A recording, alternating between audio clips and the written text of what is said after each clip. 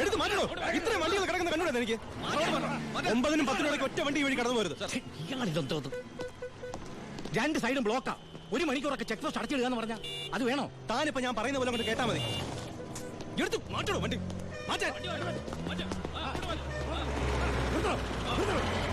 ചേട്ടനും അനിയനും തമ്മിലുള്ള വാശിക്കായി ഈ പ്രഹസനം. കഷ്ടമാണ് സാർ. SP യുടെ ഓർഡർ അനുസരിക്കാതെ പറ്റൂ. സാർ ഒരു കോളുണ്ട്. ആരാടോ? SP ആണ് സാർ. സാർ, പാലക്കാട് ചിറ്റൂർ വൻ തീപിടുത്തം. നമ്മുടെ ഫയർഫോഴ്സ് അഫീഷ്യന്റ് അല്ല, കോയമ്പത്തൂർ ഇൻഫോം ചെയ്തിട്ടുണ്ട്. ഏത് നിമിഷം അവിടുന്ന് ഫയർ എഞ്ചിൻ വരും. So open the check post and clear the root.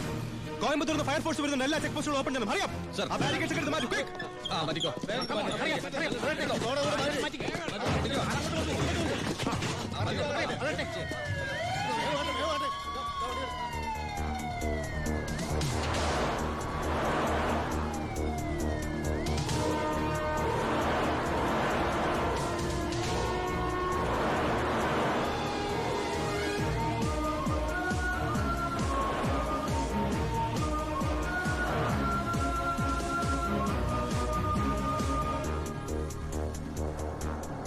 താക്കണോ?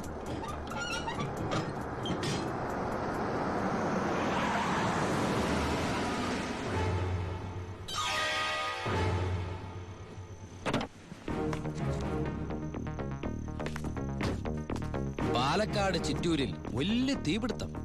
കോയമ്പത്തൂരിൽ നിന്നുള്ള ഫയർ എഞ്ചിൻ ഇതുവഴി കുറച്ചു നേരം മുമ്പ് കടന്നുപോയി. എന്റെ സ്പിരിറ്റുമായിട്ട് ഷാർപ്പ് 10.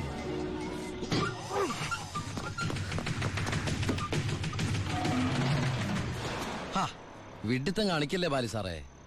ഫയർ എഞ്ചിന്റെ ഒക്കെ പിന്നാലെ പിടിക്കാൻ നമ്മുടെ ഈ സർക്കാർ ജീപ്പിന് കഴിയോ? വെല്ലുവിളികളാവാം, പക്ഷേ അത് നിന്നേക്കാൾ 4-5 ഓണം കൂടുതലുണ്ടവനോടാവരുത്. വരട്ടെ സബ് ഇൻസ്പെക്ടർ ബാലു ദാമോദർ.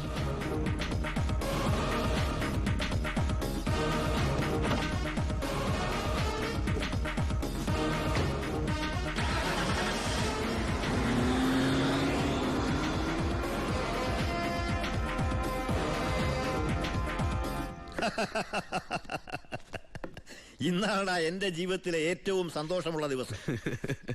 അവൻ തോക്കണം, തോറ്റു തൊപ്പിയിടണം, അവസാനം ആ തൊപ്പി വലിച്ചെറിഞ്ഞ് മുട്ടുമടക്കണം.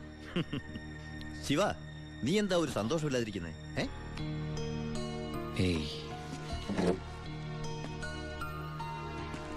എന്റെ അനിയൻ പഠിച്ച പോലീസ് ഓഫീസർ ആവണം, ആരുടെ മുമ്പിലും തലകുനിക്കാത്ത വലിയ ഓഫീസർ. അതായിരുന്നു എന്റെ ആഗ്രഹം. പക്ഷെ അവൻ എന്റെ മുമ്പിൽ തോറ്റപ്പോ ശരിക്കും ഞാനല്ലേ ബൈ തോറ്റത്? ശിവ, ഓരോ തവണ ഞാൻ അവന്റെ മുമ്പിൽ ജയിക്കുമ്പോഴും എന്റെ മനസ്സ് വിങ്ങായിരുന്നു. ഞാൻ ഈ തൊഴിൽ നിർത്തുകയാണ് ബൈ. ശിവ, നീ ശരിക്കും ആലോചിച്ചിട്ടാണോ ഈ പറയുന്നത്? ശരിക്കും ആലോചിച്ചിട്ടാ. എന്റെ ഈ മുഖാരും അറിയരുതെന്ന് ഞാൻ ആഗ്രഹിച്ചിരുന്നു. പക്ഷേ എന്റെ അനിയൻ അറിഞ്ഞു. ഇനി അമ്മ കൂടി അറിഞ്ഞാൽ പിന്നെ എനിക്കത് ആലോചിക്കാനും കൂടി വയ്യ. അമ്മ അറിയുന്നതിന് മുമ്പ് എല്ലാം അവസാനിപ്പിക്കണം. ഞാൻ നിർത്തുകയാണ് ബായ്. നീ അങ്ങനെ പറഞ്ഞാൽ നീ വന്നതി പിന്നെയാ എന്റെ ഈ ഉയർത്തെഴുന്നേൽപ്പ്. നീ പോയാൽ അപ്പാ, ഇയാള് പോണേ പോട്ടെ അപ്പാ, നമുക്കൊന്നും ചെയ്യാറില്ലേ? ജോണി, ജോണി പറഞ്ഞതാണ് ശരി ബായ്. എന്നെ പോകാൻ അനുവദിക്കണം. എന്ന് കരുതി ഒരു ആവശ്യം വന്നാല് ബായുടെ വെളിപ്പുറത്ത് ഞാനുണ്ടാവും. പിന്നെ കണക്കിൽ കൂടുതൽ കാശ് ഞാൻ എടുത്തിട്ടുണ്ട് എന്റെ ബാധ്യതകൾ തീർക്കാനായിട്ട്. നിന്നോട് ഞാൻ കണക്ക് പറഞ്ഞിട്ടുണ്ടോ ശിവ? കടലിൽ കളഞ്ഞാലും അളന്ന് കളയണമെന്നല്ലേ ബായ്? വരട്ടെ.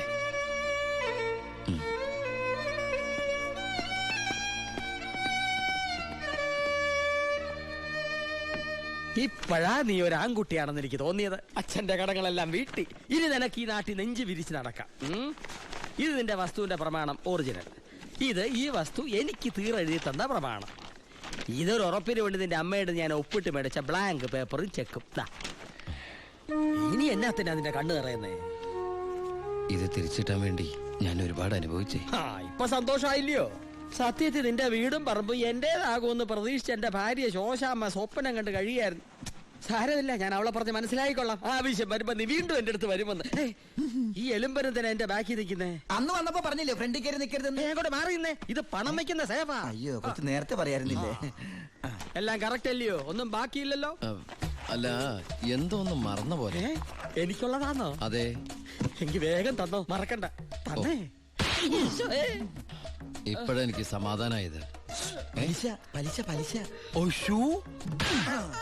അപ്പൊ എല്ലാം സെറ്റിലായില്ലേ? അല്ല, കറിയാച്ചിന് ഞാൻ തന്നത് തിരിച്ചു തരാൻ തോന്നുന്നുണ്ടോ? ഇല്ല, ആ, വാങ്ങിച്ചേ ശീലമുള്ളൂ, കൊടുത്ത് ശീലമില്ല. ആ, അപ്പൊ എല്ലാം പറഞ്ഞ പോലെ നമുക്ക് പിന്നെ കാണാം. ഇങ്ങനെ കാണാനാണ്, ഇനി കാണണമെന്നില്ല. അതൊക്കെ അറിയാച്ചാ. ഇതെന്നാ ചുമ്മാ ഒരു രസത്തിന് രണ്ടടിച്ച ഒന്ന് ഫ്രീ. ഇവിടെ നടന്നത് പുറത്താരോടും പറയണ്ട. പലിശ തവണകളായിട്ട് അടച്ചു തീർക്കേണ്ടവർ ഇതുപോലെ അടിച്ചു തീർക്കും. ഇന്നത്തെ ഇൻട്രസ്റ്റ് എല്ലാം പോയി. കർത്താവേ. തിരുവനന്തപുരത്ത് നിന്ന് വാളയാർ വരെ ഒരു ദിവസത്തെ യാത്രയാ. എന്നാലും വരാതിരിക്കാൻ പറ്റുമോ? പ്രത്യേകിച്ച് ഉണ്ണി വന്നു എന്നറിഞ്ഞപ്പോ. ഇനി കാര്യങ്ങളൊക്കെ തീരുമാനിച്ച് ആ ചടങ്ങ് അങ്ങ് നടത്തണം. അതെ അതെ, കല്യാണം കഴിക്കാതെ ചെറുക്കനെ പെണ്ണ് ഒരു വീട്ടിൽ താമസിക്കാന്ന് പറഞ്ഞ നാണക്കേടല്ലേ? അല്ല, ദുബായ്ക്കാരൻ എന്തിയെ? അത്യാവശ്യമായിട്ട് ആരെയോ കാണാൻ പോയിരിക്കുക. വരും. ഓ, ചെറുക്കനെ കുറിച്ച് എന്റെ ബന്ധുവീട്ടുകാരൊക്കെ അന്വേഷിക്കുന്നുണ്ട്. ഞാൻ പറഞ്ഞു വരുമ്പോ ഒരു ഫോട്ടോ കൊണ്ടുവരാന്ന്. അതിനെന്താ, ഇവിടെ എത്ര ഫോട്ടോ വേണമെങ്കിലും ഉണ്ട്, ഞാൻ എടുത്തോണ്ട് വരാം.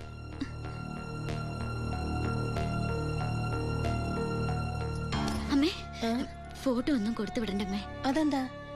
ചെറിയമ്മ ഓരോ കുറ്റവും കുറവൊക്കെ പറഞ്ഞു തുടങ്ങിയ. ഓഹോ, എനിക്ക് വേണ്ട, കൊടുക്കണ്ട. ദാ എന്റെ ഉണ്ണിയന്റെ ഫോട്ടോ. ഇത് പരമശിവല്ലേ? പരമശിവോ? ഇതെന്റെ ഉണ്ണിയേട്ടനാ. 4 കൊല്ലം സെൻട്രൽ ജയിലിൽ കിടന്ന പരമശിവത്തെ എനിക്കറിയില്ലേ? വെറുതെ അല്ല 10 കാശ് സീതനം വേണ്ടെന്ന് പറഞ്ഞ് ഗോപിയെ പിടിച്ചവിടെ നിർത്തിയത്. കൊലയാളിക്ക് വേറെ ആര് പെണ്ണു കൊടുക്കാനാ? ഇത് ദിവാകരൻ ഉദ്ദേശിക്കുന്ന ആളല്ല. അതെ. വീട്ടിൽ കയറി വന്ന് എന്റെ ഉണ്ണിയെ കുറിച്ച് അനാവശ്യം പറഞ്ഞാലുണ്ടല്ലോ. തർക്കിക്കണ്ടമ്മേ. ശരിയാ മോനെ, ദുബായിന്നും പറഞ്ഞു നമ്മളെയൊക്കെ പറഞ്ഞു പറ്റിക്കായിരുന്നമ്മേ ഏട്ടൻ. അയ്യോ,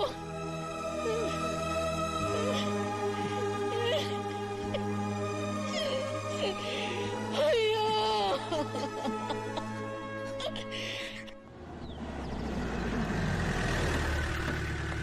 അമ്മേ, അമ്മേ, ഇതെടുക്ക. ആ കറിയാച്ചിന് കൊടുക്കാനുള്ള കാശ് മുഴുവൻ ഞാൻ കൊടുത്തു തീർത്തമ്മേ. ഇനി എന്റെ അമ്മയുടെ പേരിൽ ഒരു ബാധ്യതയില്ല.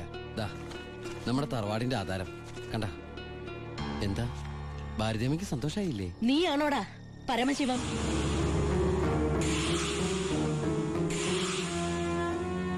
ചോദിച്ചത് കേട്ടില്ലേ? നീയാണോ പരമശിവം? അമ്മേ, ആരതൊക്കെ? നീ പരമശിവല്ലെന്ന് എന്റെ മുമ്പിൽ വെച്ച് പറയണ നിന്റെ അമ്മയോട്. സാർ, ഈ പാവം പെൺകുട്ടിയുടെ ജീവിതം തകരാതിരിക്കാൻ ഈശ്വരനായിട്ട് അറിയിച്ച തന്നെ. അമ്മേ, അമ്മ കരുതുന്ന പോലെ ഒന്നും ഞാൻ അമ്മ, എല്ലാം ഞാൻ അവസാനിപ്പിച്ചു.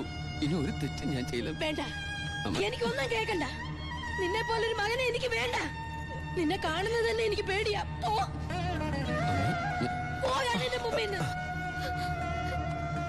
ഗോപിയെ, എടുക്കടി നിന്റെ ബാഗ് സാധനമൊക്കെ. നിങ്ങളൊക്കെ കൂടി നശിപ്പിച്ചത് ഈ പെൺകുട്ടിയുടെ ജീവിത. ഇനി ആര് കെട്ടുള്ളേ? അവള് വരുന്നില്ല. ഗോപിക എന്റെ മോനെ കൊണ്ട് കെട്ടിച്ചോളാമെന്നാണ് ഞാൻ നിങ്ങളോട് വാക്ക് പറഞ്ഞത്. അത് തന്നെ നടക്കും. എനിക്ക് ആ മക്കള് 2. അമ്മേ,